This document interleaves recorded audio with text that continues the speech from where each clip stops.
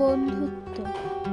একবার একটি কাকড়া সমুদ্র পাড়ে মনের আনন্দে ঘুরে বেড়াচ্ছিল, আর মাঝে মধ্যেই থেমে থেমে বালির মধ্যে নিজের পায়ের চিহ্ন দেখে খুব খুশি হচ্ছিল।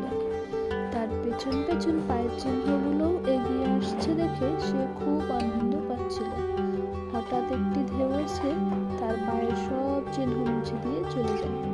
এটা দেখে কাকড়া তো ভীষণই রেগে যায়। ও তখন ঢেউকে বলে, এই ঢেউ, আমি তো তোমাকে নিজের বন্ধু ভাবতাম, কিন্তু তুমি এটা কি করলে? আমার বানানো সুন্দর পায়ের চিহ্নগুলোই তুমি মিটিয়ে দিলে।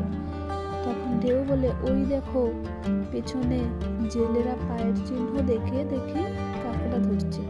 হে বন্ধু, ওরা যেন তোমাকে ধরতে না পারে, সেই কারণেই আমি তোমার পায়ের চিহ্ন মিটিয়ে দিয়েছি।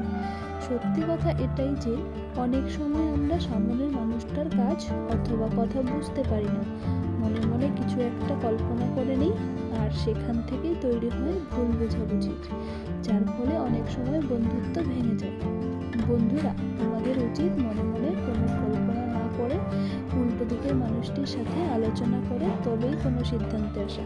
যে কোনো বিষয়ে বক্তব্য রাখার আগে একটু ভাবনা চিন্তা করে নেওয়া।